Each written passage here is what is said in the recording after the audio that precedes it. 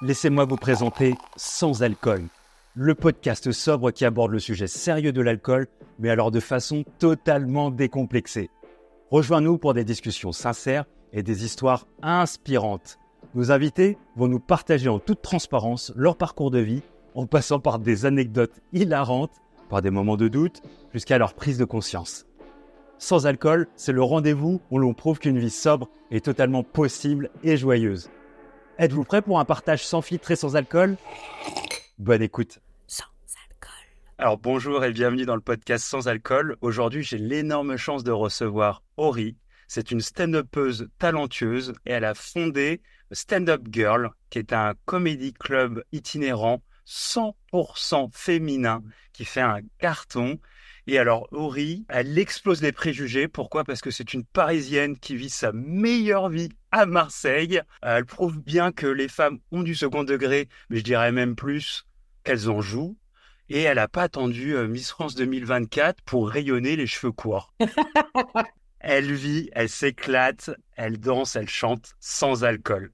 Comment tu vas, Ori ? Eh ben, écoute, la rentrée, elle va commencer très fort avec la participation effectivement de Stand Up Girls à plusieurs festivals. Donc voilà, non, tout va très bien et je suis hyper honorée et heureuse que tu m'aies invitée dans ce podcast que je trouve d'utilité publique. Ah, bah, ça me touche énormément et c'est nous qui avons la chance de t'avoir. Toi, comment t'étais quand tu buvais ?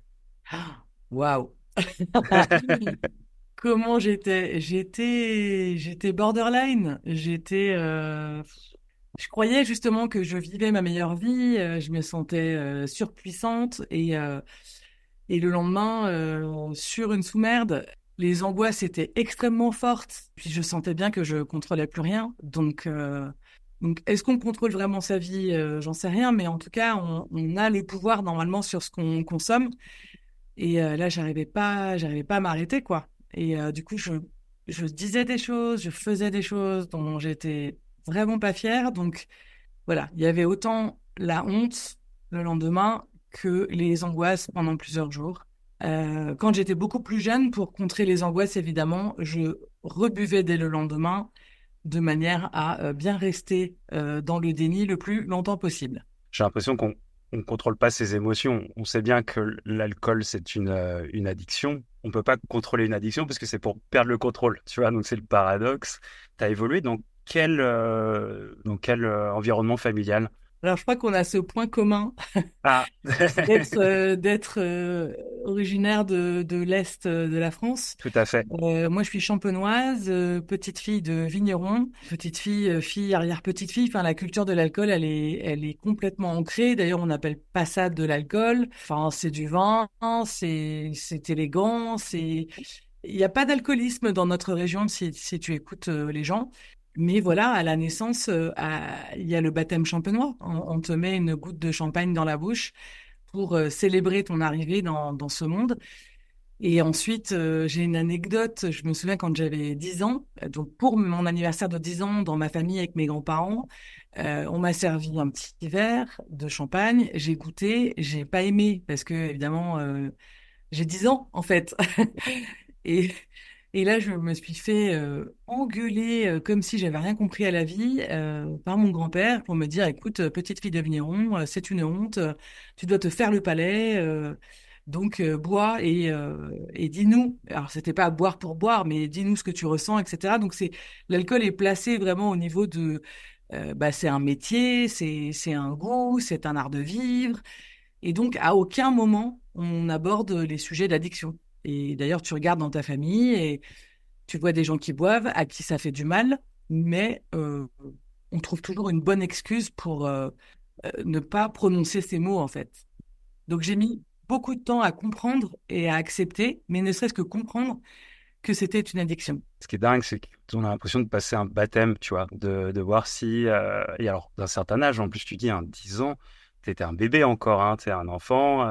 On peut comprendre, moi, je peux comprendre que, tu sais, il y a ce côté de la terre, il y a le côté... c'est un travail, on fait vivre... Une région, hein.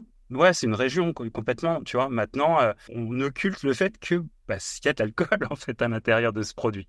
Comme si tu passais un cap de ta vie où tu devenais une grande un peu et on te demande des retours, tu vois, comme si tu devais avoir les bonnes réponses et dire elle fait partie des nôtres, quoi, tu vois. Ça, tu vois, moi je l'ai vécu aussi en Champagne, c'est que c'est une très grande fierté.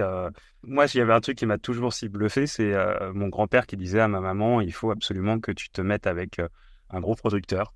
Tu vois, il y a un truc un petit peu aussi de la famille où donc tout est ancré et tout tourne autour de ça et ça devient une normalité en fait au final. Il y a juste une part de déni sur le fait que l'alcool n'est pas bon pour tout le monde. Alors, je ne sais pas s'il est bon pour certaines personnes, mais je pense, je juge pas les gens qui boivent s'ils sont conscients de ce qu'ils boivent et de la manière dont ils le boivent.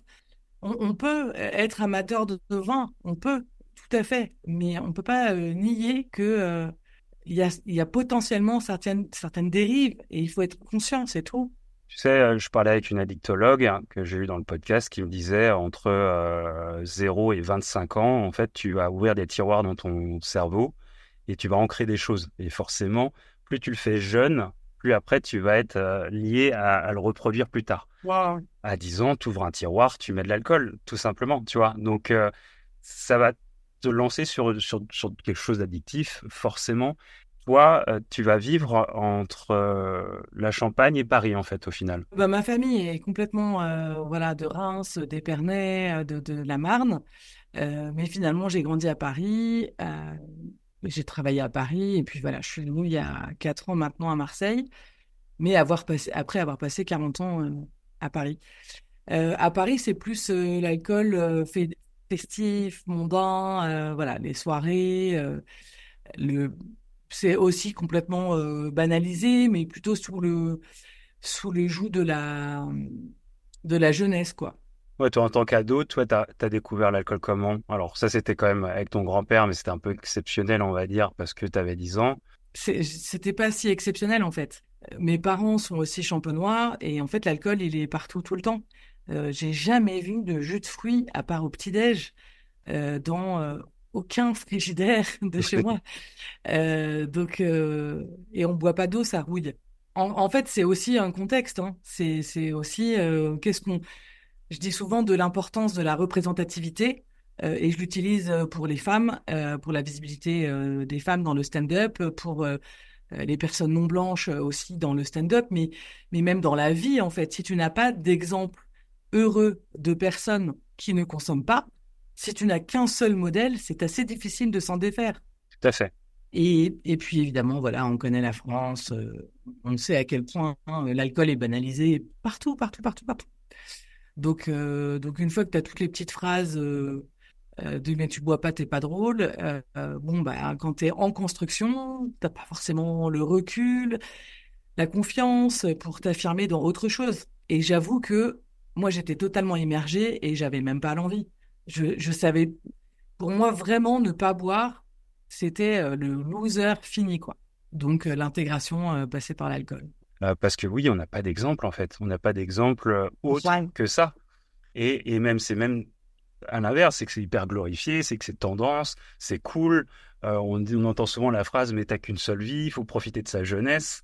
Et en fait, tu fonces dedans. C'est triste à dire, hein, mais c'est une normalité d'un moment où tu es en construction, tu es ado, tu sais pas qui tu es. C'est une période qui est hyper compliquée. Mais justement, si on peut montrer un exemple autre que la vie, elle peut être différente, elle peut être sympa, elle peut être cool, on peut s'éclater, on peut kiffer la vie sans. Je pense qu'on peut mettre des petites graines et c'est ça qui est important. Pas moraliser, tu l'as bien dit, hein, si les gens ils kiffent boire et qu'ils s'éclatent avec, s'ils savent déguster un vin, un champagne, c'est tant mieux, hein. Pour ma part, moi, je sais pas me limiter, donc je préfère botter en touche et kiffer différemment. Maintenant, toi, t'es à Paris, t'es aussi en Champagne. Comment tu vas te construire? Alors, le fait d'être à cheval entre les deux villes, parce que il y a eu un divorce de parents au milieu, donc des parents qui ont été très occupés, on va dire, pendant 4 ans, donc entre mes 14 et 18 ans, qui du coup n'avaient pas vraiment, enfin, avaient moins, on va dire, de temps et d'attention pour voir qu'il y avait aussi un petit fond dépressif et que l'alcool servait un peu d'anxiolytique. Mais tu vois, ce 14-18, cette guerre. Et j'ai un peu perdu, j'avoue. Mon premier semi-coma éthylique, j'avais 15 ans et demi, quoi. Ah ouais. Pas de cadre, pas de proposition. Ça me fait penser à un truc, je trouve que, enfin, on parlait de tendance. Effectivement, à l'époque, la tendance, c'était quand même de pas mal boire. Il y avait le binge drinking, etc. Et là, en ce moment, on voit depuis pas longtemps, mais je dirais 2, 3 ans, des nouvelles tendances sur la sobriété. Je vois des gros alcooliers qui, à la base, se battaient pour les droits de l'alcool en France et qui maintenant développent tout un tas de boissons sans alcool et rendent sexy le sans alcool. Donc, il y a deux nouvelles cibles, en fait, les tout jeunes qui ont créé cette tendance de moins boire, et puis les gens de 50, 60 ans qui, en fait, bossent toujours, digèrent moins bien l'alcool, mais ont quand même encore envie de kiffer, et donc qui sont aussi des bons clients de ces nouveaux produits sans alcool.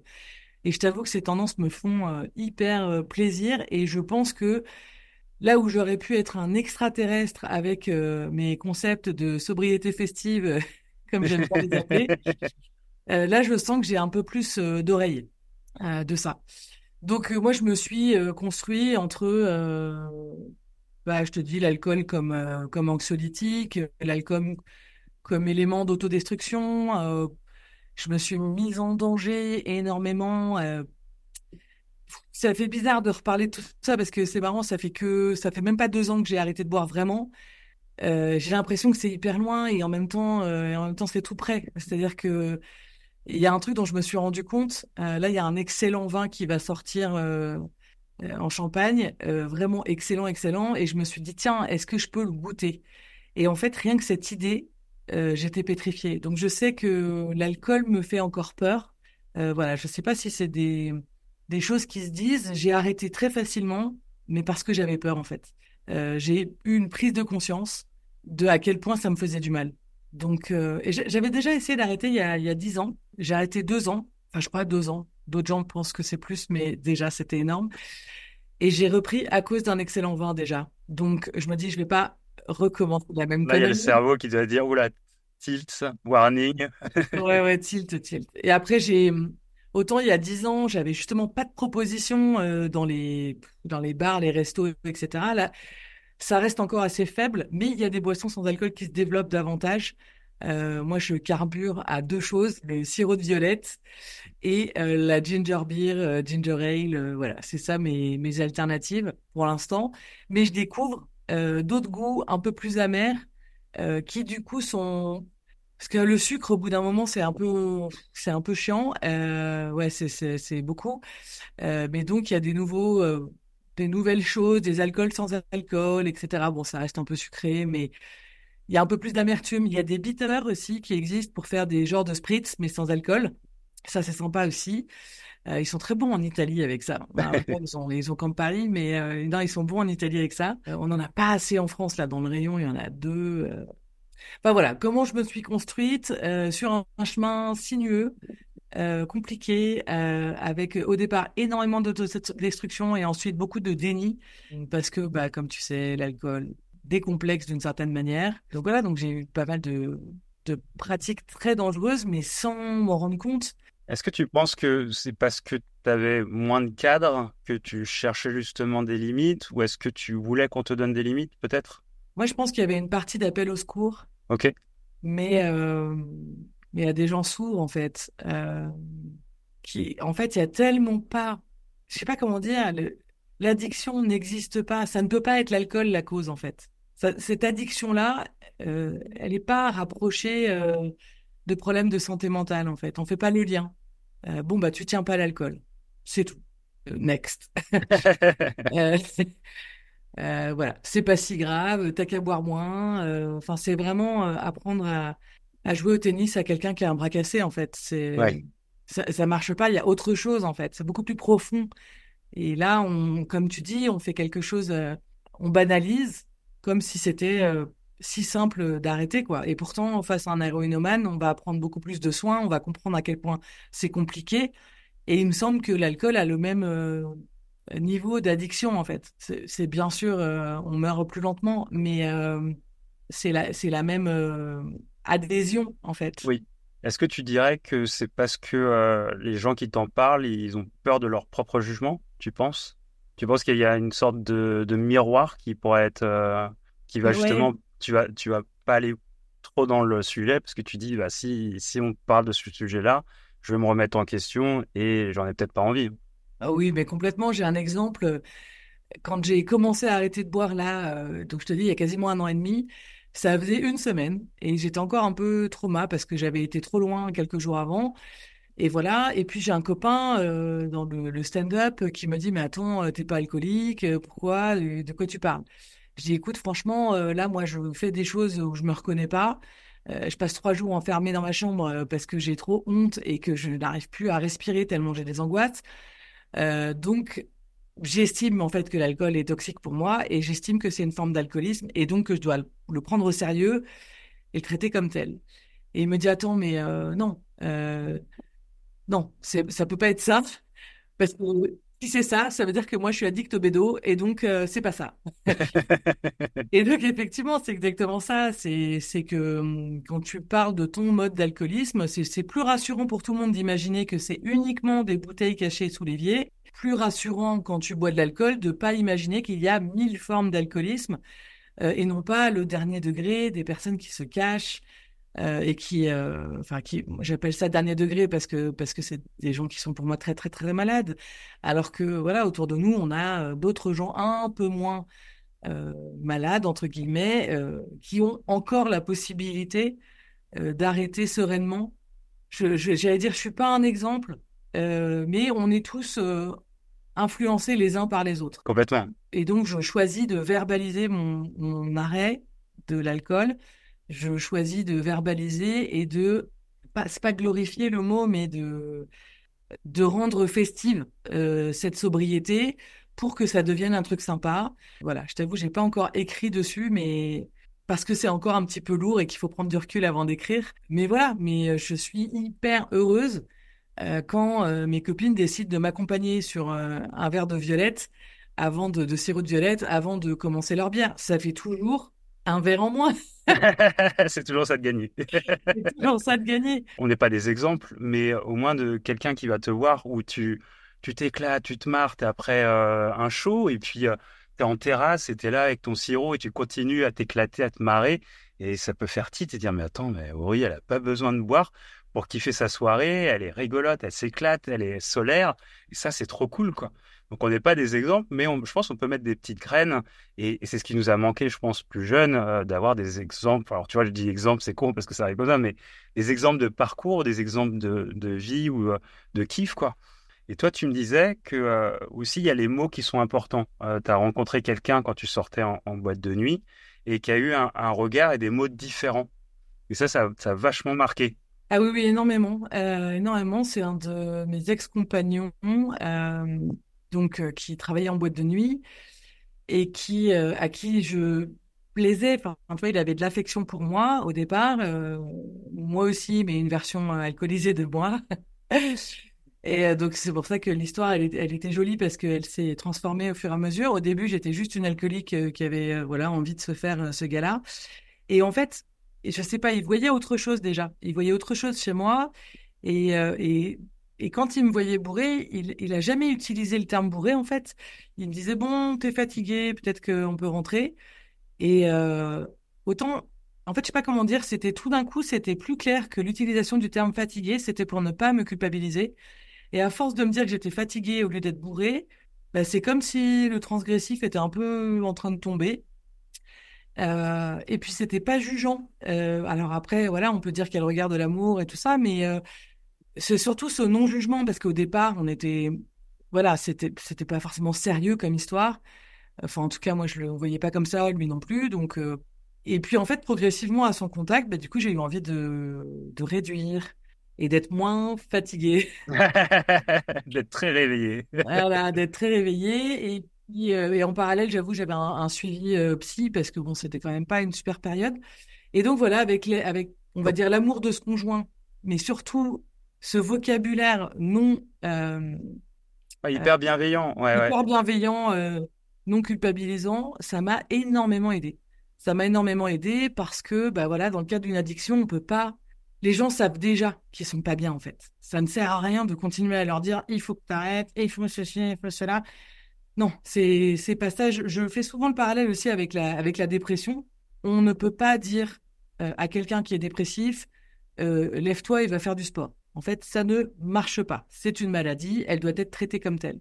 Et si les gens arrivaient à se lever pour aller courir, ils ne seraient pas dépressifs.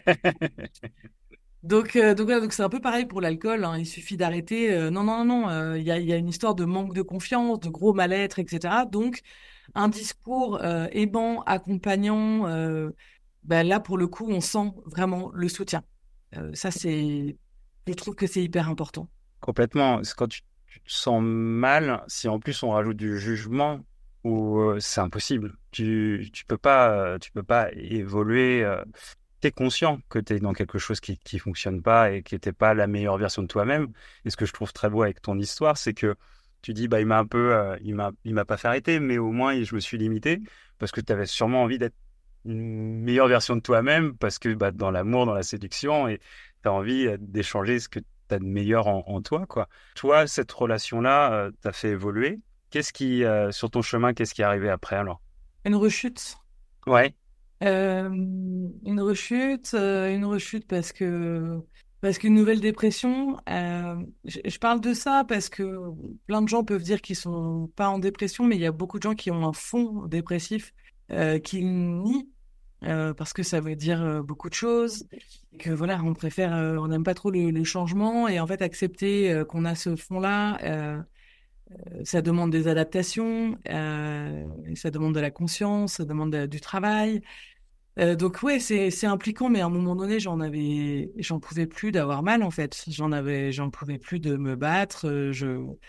C'est soit je sombrais complètement, soit je tapais du pied dans le fond, quoi. c'est fou, tu vois, la liaison entre, et c'est fou, parce que je l'avais pas vraiment fait avant, mais entre la dépression et l'alcoolisme, tu peux pas dire que tu es alcoolique et tu peux pas dire que tu es dépressif, tu vois. Il y a un truc où tu te mens un petit peu à toi-même, et c'est vrai que le combat, c'est de regarder les choses en face et de se dire à un moment, bon, il faut que je me prenne en main, ou je laisse tomber et c'est foutu, ou je me relève et on y va. Mais l'acceptation d'accepter d'être malade. En plus, c'est con, mais souvent quand tu es dépressif, bah, l'alcool peut être une béquille pour essayer de survivre de cette dépression. Donc les deux s'entremêlent et avec l'alcool, c'est encore pire. Donc tu as quelque chose qui est tellement lié avec ces deux, je sais pas, ces deux mondes, je sais pas comment dire Ouais, oui, bien ça, tu sûr. vois.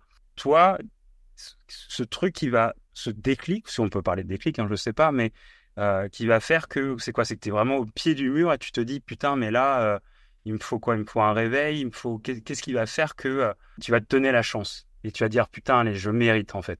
Je veux dire, ce qui m'a fait arrêter, c'est la peur, en fait. J'ai vécu je me voyais en train de glisser un peu, et puis ça passait encore, parce que tu vois, tu fréquentes des gens qui boivent, donc tant que tu es à peu près au niveau des gens, mais tu vois, tu fais une soirée avec des gens qui boivent trop, et puis bon, voilà, on rigole le lendemain, gueule de bois, et puis la semaine suivante, tu fais une soirée avec d'autres gens qui boivent trop. Mais pour eux, c'est une fois par mois, pour toi, c'est toutes les semaines.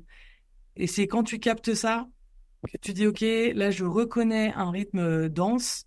Et puis après, j'étais avec quelqu'un avec qui c'était pas du tout bon pour moi. Enfin, la relation était toxique l'un pour l'autre, etc. Et j'avais beaucoup de mal à me détacher de ça.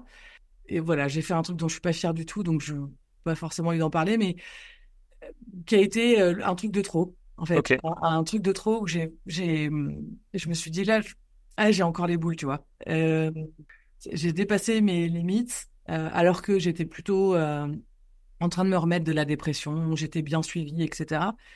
Et là, j'ai fait un truc de trop et je me suis dit, OK, non, là, je vais jamais m'en sortir. Soit j'arrête. J'ai identifié que c'était l'alcool qui me bloquait dans une certaine situation et que je souffrais trop et voilà. Et donc, je me suis dit, je sais pas, ça m'a pris un peu comme très brutalement, mais je me suis dit, non, là, question de survie, en fait, voilà, c'est un déclic et je l'ai écouté, tout simplement.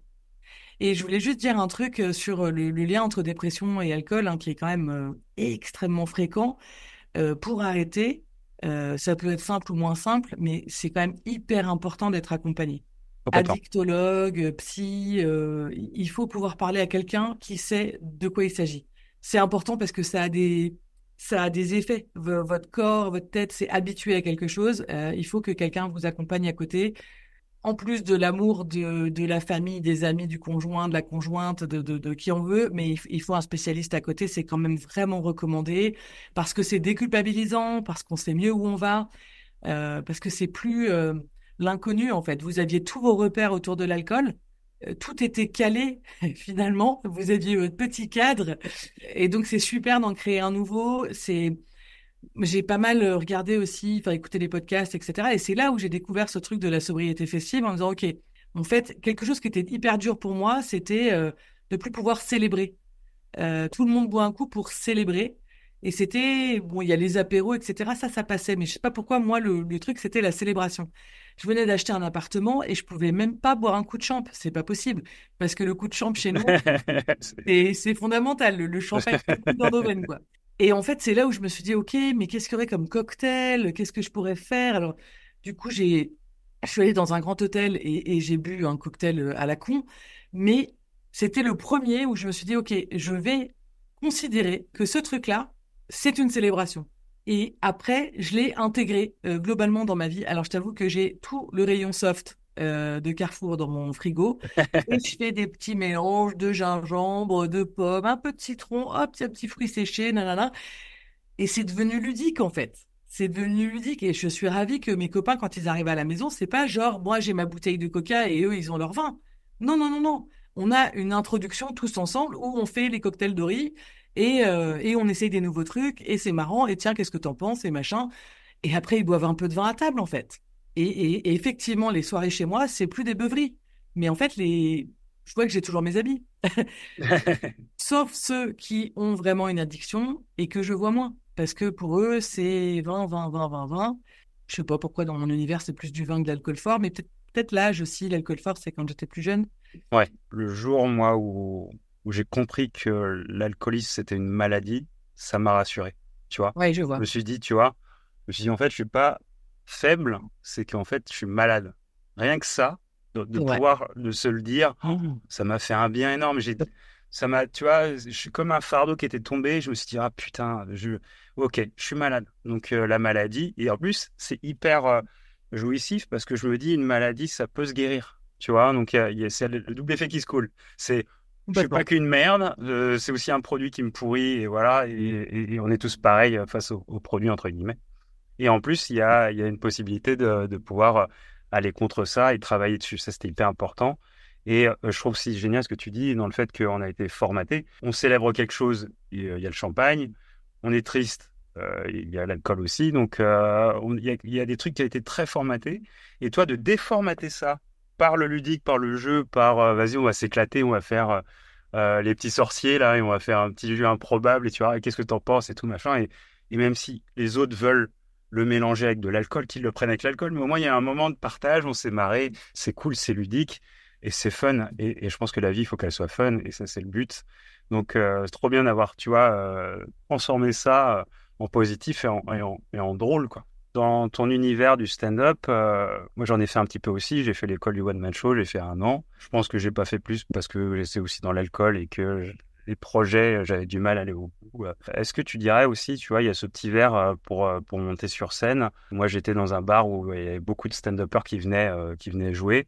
Et j'étais avec eux et je voyais que ouais, c'était quelque chose qui était un peu ancré aussi, tu vois. Le petit coup de chauffe ou des fois, c'était pas un coup de chauffe. Hein. Des fois, c'était même on se brûle pour monter sur scène. Je les juge pas, hein, c'est leur vie, c'est comme ça. Mais est-ce que toi, tu l'as senti un petit peu comme ça, toi, d'être une personne qui va ne pas boire dans un milieu qui est quand même un petit peu axé sur l'alcool ou tu l'as pas ressenti du tout, c'est moi qui fantasme? Non, c'est une réalité, tu fantasmes pas du tout. Bien sûr qu'il y a plein de stand-uppers, stand-uppeuses ou même des copains musiciens, c'est la même chose, ça boit avant de monter sur scène. Moi, la seule fois où j'ai bu avant de monter sur scène, c'est même pas que j'ai fait un bide, c'est je crois que je me suis humiliée. Ah merde. J'avais même pas trop bu, j'avais bu un verre ou deux. En plus, c'était du champagne, donc c'est des trucs que je digère plutôt bien à la base. Mais en fait, j'ai quand même perdu mes moyens parce que je buvais pas normalement avant de monter sur scène. Et là, j'ai pris la confiance. Je me suis dit, allez, je bois un verre. Et en fait, c'était absolument catastrophique. C'est un de mes pires souvenirs Ah sur merde. scène. Pas merde et en même temps c'est plutôt positif. Exactement. Donc après, j'ai repris mes bonnes habitudes de ne pas boire avant de monter sur scène. Non, j'ai jamais senti au tout début quand j'assumais pas et que j'étais très très fébrile parce que je savais pourquoi j'avais arrêté et que j'avais assez honte de ce qui m'avait fait arrêter. J'en parlais pas trop, voilà. Et puis au fur et à mesure, quand je me suis mis bien à l'aise avec en fait avec mon histoire de sobriété, etc. Je te dis, j'ai commencé à faire des mélanges complètement débiles, en fait. C'est juste, par exemple, mon iced tea, je le mélange avec de l'eau pour que ça dure plus longtemps. Comme ça, j'ai une pinte d'iced tea et tout le monde me dit, qu'est-ce que tu bois? Ben, je bois une pinte d'iced tea, en fait. Enfin, donc, tu vois, c'est comme si j'avais essayé de transformer tous les petits trucs, mais à ma sauce, quoi. Donc, en fait, j'ai les mêmes manières de procéder que tout le monde, c'est juste que le contenu n'est pas le même. Du coup, voilà, le vocabulaire est le même, tout est pareil, mais surtout, ce qui est génial et que tu soulignais tout à l'heure, c'est que euh, je suis la même. Et ça, c'est hyper soulageant. Enfin, je suis la même dans le sens, ça ne m'a pas enlevé de la personnalité, ça m'a pas enlevé de sex appeal, ça m'a rien enlevé de ma solarité, en fait. Et là où je croyais être encore plus solaire avec l'alcool, avec tout ça, bah non, en fait, j'étais hyper flippante, j'étais dark. J'étais pas là, j'étais dans une autre réalité qui ne pouvait exister que entre 2 heures et 6 heures du mat. Parce que moi, j'ai eu la chance de jamais prendre de stupéfiants qui Ok. permettent de tenir jusqu'à midi. Mais voilà, en tout cas, j'avais mon heure de gloire de 2 heures à 6 heures du mat et en fait, c'est catastrophique, quoi. Donc là, effectivement, potentiellement, je me couche un peu plus tôt. Et alors? C'est-à-dire que, en fait, quand j'arrête la soirée, c'est le moment de la soirée où tout le monde va avoir honte de lui le lendemain. Ouais. Pour sûr. Donc, Et tu vois, c'est ça qui est cool, c'est que ce que je ressens moi avec l'arrêt de l'alcool, c'est qu'en fait, je fais ce que je veux quand je veux. Tu vois, il y a plus d'obligation de devoir faire comme les autres, ou même pour moi de me dire il faut aller au bout de que la boîte se ferme, que nanana. C'est d'avoir vraiment le choix de se dire, bah allez, écoute, là c'est l'heure, je suis plus j'ai kiffé, puis ce sera peut-être moins bien, c'était très cool, et puis en plus demain ça va être cool parce que je vais pouvoir faire autre chose. Donc je me projette aussi dans le futur, tu vois. Ça c'est un truc que je faisais zéro avant. redécouvrir les dimanches. Pour moi, ce jour n'existait pas. Ou même le lundi n'existait pas. Mais ça, c'est avec l'âge. Quand tu as 15 ans et que tu te fais un coma, le lendemain, tu peux quand même faire un déjeuner de famille. Et je sais plus où j'ai entendu ça ou si c'est moi qui l'ai constaté, mais tous les 10 ans, tu prends un jour en plus pour digérer. Ok, Donc en fait, à 40 ans, il te faut 4 jours ouais. pour vraiment te remettre d'une cuite. Alors après, est-ce que tu retournes pas dans l'alcool pour justement que ça se finisse jamais, quoi. C'est le vice, hein. Je Le pense mal aussi. par le Je crois mal. que c'est le mal par le mal. Ouais, ouais. C'est ça qui est un peu triste. Chez nous, un pastis est moins cher qu'un sirop de violet. Et ça, je trouve que c'est abusé, c'est dommage, c'est dommage. Si ce n'est que peut-être il y aura une vraie ère où le sans-alcool sera complètement la mode et où ma famille fera faillite. Mais non, et où du coup ça devra changer les cartes. Mais les cartes des bars et des restaurants, je vois qu'il y a des petites choses qui changent, hein. Des bars qui se veulent un peu tendance, etc., qui ouvrent, ils essayent vraiment d'avoir un sans-alcool intéressant. On voit aussi avec voilà vraiment beaucoup de parcimonie des sobreliers arriver Oui. avec des boutiques de sans-alcool, etc. Donc voilà, j'ai pas encore tout essayé. C'est marrant parce que tu vas te dire j'ai tout essayé et ça pourrait donner non, j'ai tout essayé en sans-alcool. Là, on a de la chance là. Enfin, je dis on a de la chance parce que je sais jamais moi quand les tendances comment elles viennent. Je sais que les choses sont cycliques. Mais ça me fait vraiment plaisir de voir des jeunes qui boivent pas et que c'est à la mode. Mais oui! Alléluia. Eh ouais, ils ont plus de chance, hein. Enfin, plus de chance dans la vie, tu vois ce que je veux dire? C'est pas qu'ils ont de la chance, c'est que ils Oui. se donnent plus de chance en n'ayant pas cette addiction-là. Après, ils en ont peut-être d'autres, évidemment, mais Mais sur ça, ouais, il y a quand même un regard différent de la jeunesse. C'est cool, ouais, que ce soit tendance et qu'on inverse un peu les rôles. Mais j'aime bien tout ce que tu disais tout à l'heure, c'est que t'as un peu, c'est aux antipodes, t'as les très jeunes et alors je vais pas dire les très vieux, les pauvres, mais tu vois, et puis il y a non, un mais ils sont pas peu, très vieux, ouais. ils sont pas très vieux, ils ont 50 plus que moi. Mais tu sais, il y a même, je pense même un peu le côté un peu bobo, quarantenaire aussi, qui se pose des questions, ou trentenaire. Enfin, on est dans quelque chose où on se pose vraiment des questions et c'est ça qui est très très cool. Si je reviens sur le spectacle, toi, tu as déjà eu des mésaventures ou tu as déjà vu des gens dans le public qui étaient genre bourrés? Oula, ça veut dire oui. Non, mais on a toujours des gens bourrés. Parce qu'en fait, pour l'instant, avec mes collègues, on joue dans des comédie clubs et des théâtres, mais à taille humaine, tu vois, de 120 personnes, des choses comme ça. C'est déjà super bien. Ouais, ouais, on a des super théâtres ici, mais on n'est pas sur des grandes salles de 400, 600 et tout ça. Enfin, juste parce que voilà, on est tous un peu débutants, même s'il y en a qui commencent à percer et c'est super. Mais donc on joue aussi dans des bars, on joue aussi dans des restos et tout ça. Et donc oui, il y a toujours des gens bourrés. Il y a toujours des gens bourrés. Et alors, c'est marrant, je faisais une erreur au début, puis on m'a expliqué comment contrer ces gens-là. Moi, j'avais tendance un peu à prendre ça comme un manque de respect. En fait, à le prendre personnellement. Parce que je suis sur scène et que je me sens pas respectée si on commence à intervenir avec moi. Donc au début, tu as des petites blagues de dire c'est moi qui fais les blagues, c'est pas toi, nanana. Et puis quand les gens sont vraiment ivres, Ouais, c'est insupportable. Et en fait, ces gens-là ont besoin d'attention et je sais plus qui m'avait donné ce conseil de faire applaudir la personne. De dire non mais c'est super Jean-Pierre. C'est trop bien Jean-Pierre, on applaudit Jean-Pierre. Et en général, ça lui met tous les feux sur lui et ça le calme, Jean-Pierre. Et après, si ça le calme pas, du coup, tu récupères le public avec toi qui est en pleine solidarité, empathie et tout. Et si Jean-Pierre se calme pas, Jean-Pierre se fera sortir. Mais au moins, oui, on a suivi un petit protocole oui. qui met à Un l'aise tout le monde. désamorçage, ouais. Ouais, exactement. Donc il y a ça. Non, ça me fait penser à un truc en revanche, justement sur toujours cette démocratisation du sans-alcool, c'est que j'ai pas mal de copains stand-uppers qui commencent à en parler et à faire des contenus en disant OK, j'en suis à 284 jours, alors je me sens comme ci, je me sens comme ça. Bon, eux ils font des blagues dessus. Et là j'ai une copine qui s'appelle Laurie Madel. Elle a toute une série là depuis quelques mois sur je cherche la meilleure blague, la meilleure bien, C'est ça. pardon la meilleure bière sans alcool. Et donc, elle fait plein de petites vidéos, elle teste des trucs, Génial. etc. Donc, finalement, elle est en train de démocratiser ce qui existe en bière sans alcool. Moi, la bière, c'est pas mon créneau, mais enfin, j'en ai jamais bu. Mais du coup, je trouve ça génial. Encore une fois, sur la représentation, sur l'exemple, c'est pas l'exemple dans le sens moralisateur, c'est juste, Non. regardez, ça existe, tout simplement. Je trouve son contenu très sympa. Mais il y en a d'autres. J'ai vu Alice Lombard, Édouard Delognon. Je sais, je prononce très mal son prénom, son nom de famille, je crois. Mais voilà, il y a pas mal de gens qui communiquent sur leur arrêt, Gad Elmaleh aussi, sur leur arrêt de l'alcool et sur le fait que ça les fait revivre, en fait. Et je suis pas étonnée qu'il y en ait beaucoup chez les stand-uppers parce que je sais que 90% est dépressif. Sinon, tu fais pas ce métier.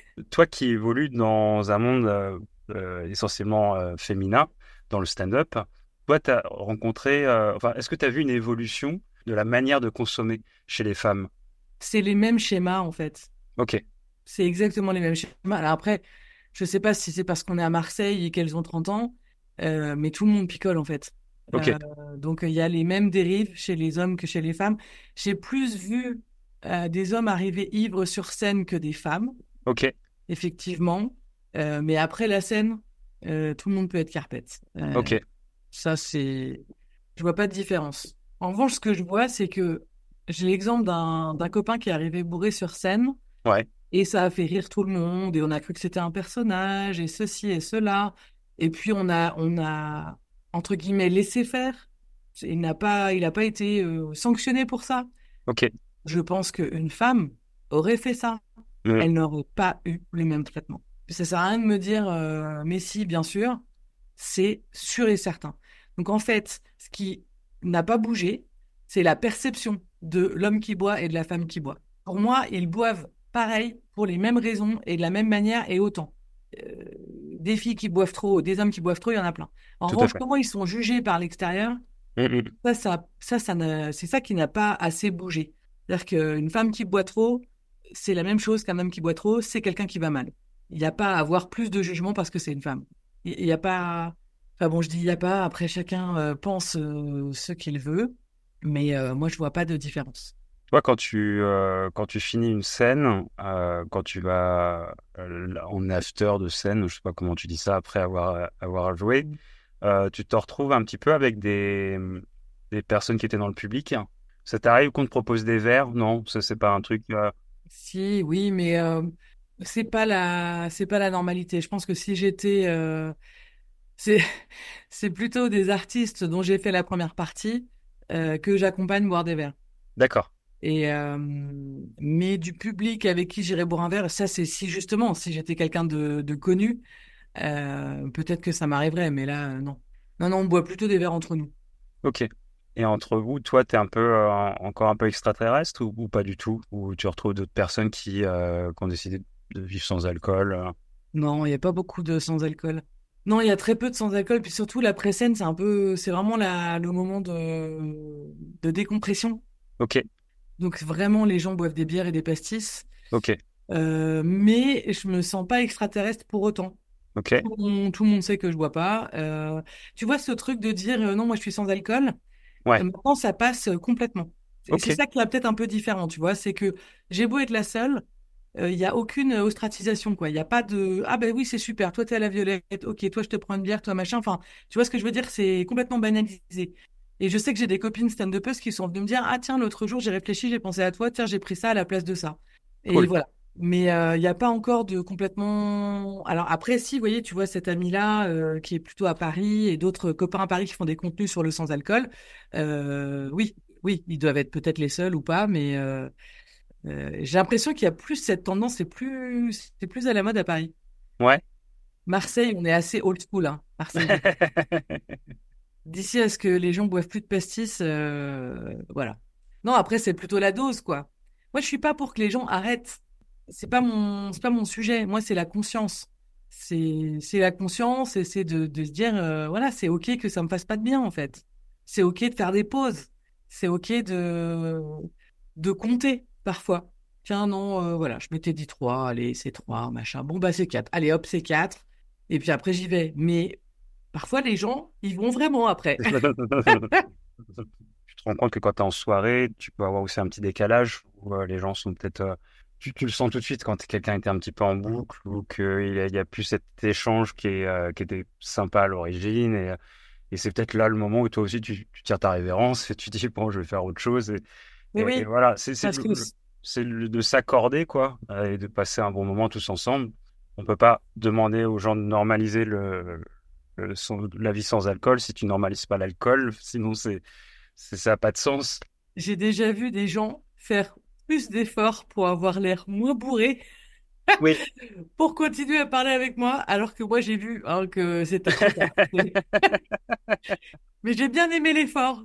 Mais effectivement, ce moment vers, je sais pas moi, vers 2 heures du mat, où Ouais. là vraiment les gens perdent les consonnes, bah, moi c'est ok de rentrer chez moi à 2 heures, hein, j'ai déjà passé une super soirée, y a pas de problème. Demain c'est un jour où effectivement je pourrais me lever quoi. En vrai, chacun sa vie quoi. C'est pas, je Et- m'en fous complètement quoi. Du moment que je passe une bonne soirée. ouais, c'est le plus important, c'est d'échanger. Et puis, encore on le disait tout à l'heure, c'est le faire pour soi. On est là pour se faire kiffer. Et l'échange est important. Et quand il est un peu en décalage, bon, après, tu fais ta vie, c'est cool. Tu dirais que toi, l'arrêt de l'alcool, ça te permet de pouvoir gérer mieux tes émotions, de mieux te connaître? En toute franchise, j'ai toujours eu du mal à gérer mes émotions et je pense que c'est un des éléments qui m'ont fait boire au départ. D'accord. Et que du coup, l'alcool permettait de mettre une chape sur les émotions. Ok. Il y a plus de tristesse, il y a plus de joie. Voilà, on va calmer tout ça. Et donc là, je suis obligée de les affronter mes émotions. Oui. Donc, c'est pas la partie la plus facile. Je dois avouer. Parce que j'ai toujours eu des écarts émotionnels assez forts. Et donc voilà. Donc ça, je me fais aider sur ça. Ok. Mais effectivement, comme tu disais, la conscience, le fait de les accepter, de les recevoir, c'est quand même, tu te sens plus juste en fait. Tu te sens plus aligné. Et puis il y a moins de risques que ça explose tout d'un coup parce que en fait, tu les aurais pas regardés, tu les aurais pas traités, tu les aurais pas laissés circuler. Quand tu montes sur scène, tu vois, et que tu redescends, c'est aussi beaucoup d'émotions. Tu me disais que tu commences aussi à prendre tes marques, donc tu as peut-être un petit peu moins d'émotions que tu avais au tout début, ce qui est normal, parce qu'après, tu apprivoises des choses, tu sais. Tu m'as dit aussi tout à l'heure, bah, la fois où tu as bu, c'était pas une réussite, donc ça, next, ça dégage, tu vois.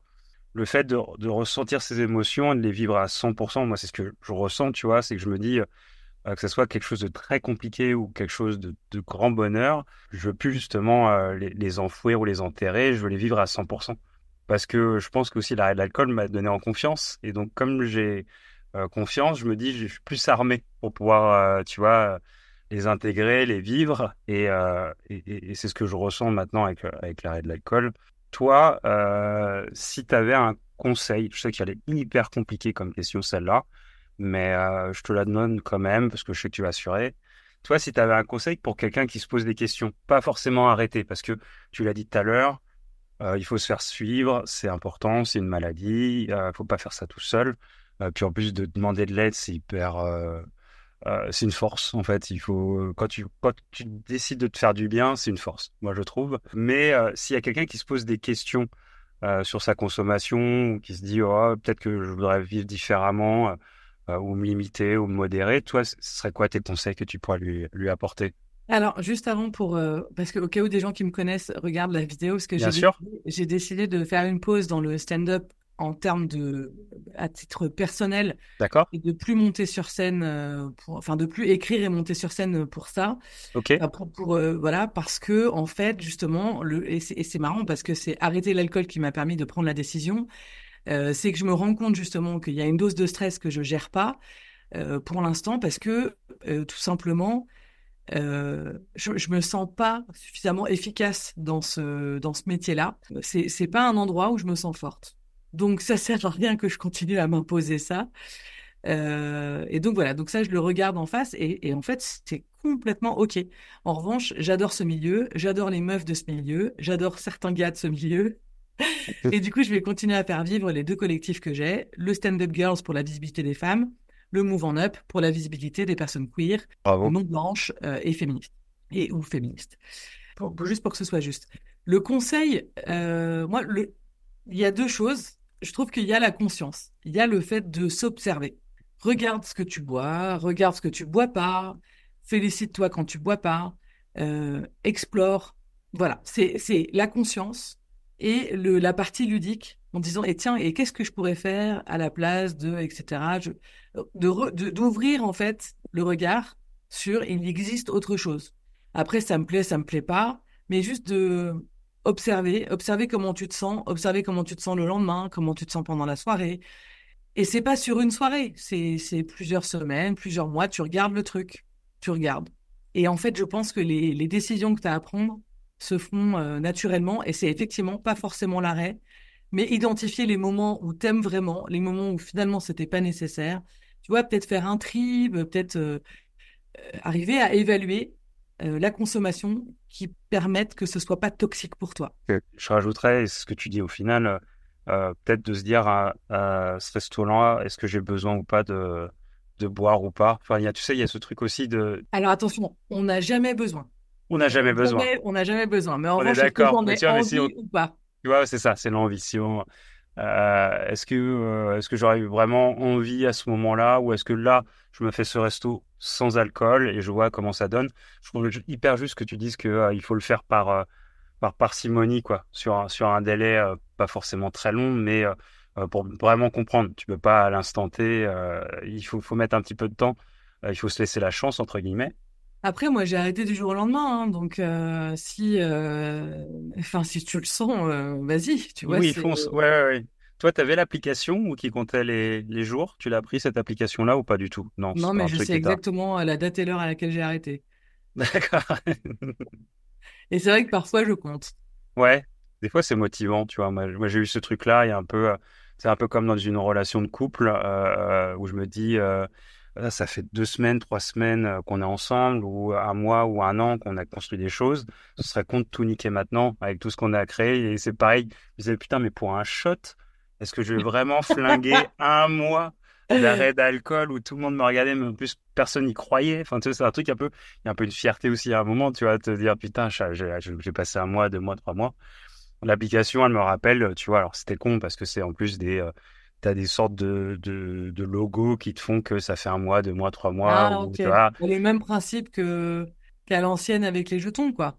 c'est ça. C'est carrément ça. Alors là, t'as une étoile, t'as ces trucs qui a aucun sens, mais t'es trop fier de montrer aux autres, regarde, je suis passé, j'ai eu une étoile. Et je pense que tu te boostes aussi inconsciemment, tu vois, c'est important. Le Candy Crush de Mais l'abstinence. c'est complètement ça, tu vois. Tu vois, on parle de sobriété festive. Quelle est ta vision de ça? Le truc le plus clair pour moi, c'est que pour moi, l'alcool, c'était la fête. Et que finalement, j'arrive très bien à faire la fête sans alcool. Donc, ça déstructure, ça déconstruit complètement cette idée que l'alcool, c'est la fête. En fait, la fête, c'est pas ça. La fête, c'est les gens. La fête, c'est toi. Euh, et en fait, il y a pas, c'est pour ça que je dis, on n'a jamais besoin. Il n'y a pas besoin d'alcool. Si tu es extrêmement triste ou extrêmement choqué ou quoi ou qu'est-ce, t'as pas besoin d'alcool, en fait. Pleurer, c'est super. Pleurer, c'est très bien. Ça fait circuler les choses. Ça fait circuler les émotions. Et derrière, ça te libère. C'est juste comme ça que l'humain fonctionne. Donc, en fait, c'est cette sobriété festive. Je dis ça parce que, en fait, ça met l'alcool à côté, en fait. Et il est pas avec moi, il est pas comme ça. Il est à côté. Et il fait sa life tout seul. Et il est tout seul, en fait. Et pour moi, l'alcool, finalement, c'était plus la solitude que l'être ensemble. Donc, je me sens encore plus ensemble avec sans alcool, en fait. Je me sens plus proche des amis qui comptent. Et voilà, et puis il y a des gens où, en fait, c'était seulement l'alcool qui nous réunissait. Et voilà, il n'y a plus, mais du coup, j'ai rien perdu, quoi. C'est fou parce qu'à chaque fois, je retrouve ce témoignage-là de se retrouver en adéquation avec ses valeurs, de se retrouver soi aussi, de trouver cette confiance et de savoir un peu qui on est et surtout les valeurs, je trouve, qui sont importantes et de pouvoir l'offrir à d'autres et qu'on se l'offre. Et je trouve que la sobriété, elle permet ça. Elle permet vraiment d'être un truc où on est ensemble et on vit vraiment le moment présent ensemble, on est à 100%. Et ça, c'est un super cadeau, quoi, que tu te donnes à toi, mais que tu donnes aux autres. Et je trouve ça hyper cool. Sur ton passage de stand-up sur scène, tu dis c'est pas ma force, mais je pense que le truc c'est de s'épanouir. Et c'est peut-être pas quelque chose qui t'épanouissait. Maintenant, je trouve que c'est génial dans ton parcours et je trouve que c'est la vie qui est comme ça. C'est qu'il fallait que tu passes par ce passage sur scène pour t'épanouir avec justement ton comedy club, avec ces valeurs que tu prônes, tu vois. Donc c'est ce passage-là.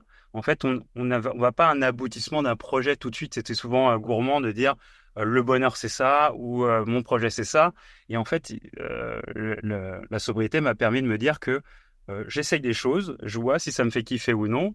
Et puis, si c'est pas ça, bah, ça va m'orienter sur autre chose. Et en fait, il y a un chemin, tu vois.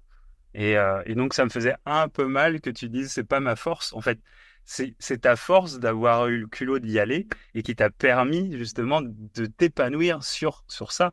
Et je suis sûr qu'en plus, ton comédie va en plus t'orienter encore sur autre chose et sur encore plein de choses. Donc, c'est un chemin. Si là, tu avais une baguette magique et que tu pouvais revenir à tes 14 ans et t'es ado et tu voudrais conseiller la Auri qui a 14 ans, qu'est-ce que tu le conseillerais? Est-ce que tu aurais des choses à lui dire? Ah, waouh. C'est horrible hein, comme question. Ah ouais, c'est dur. T'es pas obligé à rien. C'est vraiment. Je me dis, ça pourrait permettre à des ados de se dire, putain, ok. Je crois qu'il y avait une part de moi où je me sentais hyper seule, un peu abandonnée par les parents. Ils m'ont pas vraiment abandonnée, tu vois, mais émotionnellement, ils étaient très occupés. Et moi, j'étais ado et je crois que j'aurais eu envie peut-être de trouver, de pouvoir parler en fait de ce rôle de l'alcool, en fait, tout simplement, d'avoir quelqu'un avec qui je puisse parler mais qui me juge pas.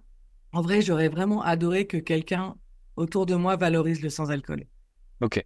J'aurais vraiment aimé avoir eu cet exemple-là, même une fois quelqu'un quelque part. Enfin, j'ai l'impression que c'était totalement inexistant et que je te sentais seule contre tous, quoi. Donc c'est un petit phare dans la nuit, j'en sais rien, moi, une addictologue, un médecin, juste quelqu'un, juste quelqu'un. Mais en fait, il faut avoir envie de trouver cette personne aussi, tu vois, faut ouvrir les yeux. Mais en fait, là maintenant, avec les réseaux, c'est ça que je voulais dire aussi, avec les réseaux, il y a pas mal de gens qui, bah, justement, comme toi, il y a pas mal de comptes qui font, qui expliquent comment c'est d'arrêter, etc. Et c'est des gens potentiellement assez jeunes. Donc c'est ça, en fait, à 14 ans, je l'avais pas. Moi, il y avait pas du tout les réseaux. Là, maintenant, il y a accès à ce contenu. Donc là, si je donnais un conseil aux 14 ans d'aujourd'hui, c'est de de pas se priver de ces contenus-là, quoi. De prendre que ce qui les intéresse, hein. Il n'y a pas une façon de boire. On l'a dit tout à l'heure. Il y a plein de façons d'être malade et il y a plein de façons d'être sobre. Donc, trouve juste celle avec laquelle tu te sens le mieux, quoi. Eh ben, écoute, je te remercie du fond du cœur, Aurélie, c'était vraiment un bon moment. Je suis trop content de t'avoir eu, je suis Merci, trop Vincent. fier. C'est, voilà. Continue à t'éclater à Marseille, à nous faire rire. Tu montres que c'est possible et ça, c'est génial. Moi, j'adore ton sourire, t'es solaire, t'es un soleil qui fédère. T'es plein de vie et ça, c'est fabuleux. Et tu as continué dans ce projet incroyable. C'est ma raison de vivre, de ma nouvelle vie. Merci, Vincent. Je Merci à prends toi. toute cette crème. Merci, à bientôt, Vincent. Merci du fond du cœur. À bientôt. Un immense merci d'avoir partagé ce moment privilégié avec nous. Si cette histoire t'a touché et que tu as envie de te livrer, de partager tes succès ou tes défis dans notre podcast, nous t'invitons chaleureusement à nous contacter. N'oublie pas de t'abonner à notre podcast pour ne manquer aucun nouveau épisode. Et souviens-toi, dans la communauté Abstem, on vit la vie à fond, sans alcool, mais avec un cœur rempli de joie. Abstem, une vie épanouie sans alcool.